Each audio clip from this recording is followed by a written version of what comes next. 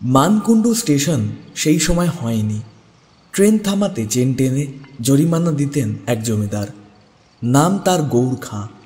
প্রবচন: সাবধানে খরচ করিস, না হলে গৌর খাঁ হয়ে যাবি।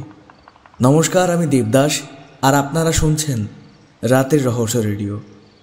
আজকে আমাদের রাজ্য পশ্চিমবঙ্গ এবং বাংলার কিছু অজানা গল্প নিয়ে আমাদের এই ছোট্ট পডকাস্ট। আর আজ আপনার জন্য মানকুণ্ডু স্টেশন হয়ে ওঠার ছোট্ট কাহিনী। হাওড়া থেকে হুগলি স্টেশন পর্যন্ত ট্রেন চলাচল শুরু হয়েছিল 1854 সালের 15ই অগস্ট। এই শাখায় মানকুণ্ডু স্টেশন তৈরি হয় বেশ কিছু বছর পরে। তবে মানকুণ্ডু স্টেশন তৈরি হওয়ার আগেও এখানে ট্রেন থামতো, তবে একজনের জন্য, মানে থামানো হতো চেন টেনে। এখনও স্টেশনের পাশেই একটা প্রাসাদোপম বাড়ি দেখা যায়। সবাই মানসিক রোগীদের হাসপাতাল হিসেবেই চেনেন। বাড়িটা ছিল বিখ্যাত ব্যবসায়ী গৌর খাঁয়ের।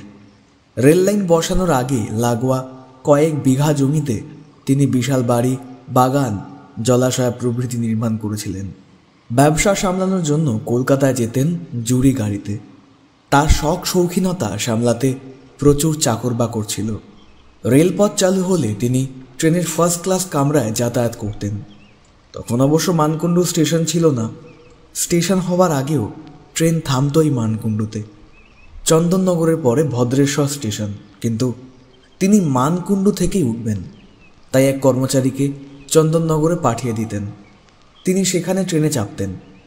মানকুণ্ডু এলে চেন টেনে ট্রেন দাঁড় করালে বাবু গৌর খাঁ উঠতেন।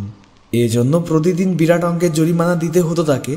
অডিটের সময় বিষয়টা রেল কর্তাদের নজরে আসে। রেল কর্তৃপক্ষ সরেজমিনে দেখতে এসে মানকুণ্ডু স্টেশন তৈরির ব্যাপারটা মঞ্জুর করেন। গৌর খাঁয়ের দেওয়া জমিতেই গড়ে ওঠে মানকুণ্ডু স্টেশন। জমিদান ছাড়াও এই স্টেশন তৈরিতে রেলকে অন্যান্য সাহায্য করেছিলেন এই গৌর খাঁ। রেললাইন স্থাপনের পরে ঘোড়ার গাড়ি বাড়ি পর্যন্ত যেতে পারত না, নিচে গোলাপোল হয়ে যাওয়ায়। কথিত আছে, মেয়ের বিয়ের সময় জামাই মাথা নিচু করে প্রথম শ্বশুরবাড়ি আসবেন। মানতে পারেননি গৌর। রেলকে তিনি চিঠি দেন, সন্ধ্যা থেকে পরের দিন সকাল পর্যন্ত মূল রাস্তার ওপরে রেল লাইন খুলে দিতে হবে। প্রচুর টাকা দিয়ে তিনি রেল লাইন খুলিয়েছিলেন।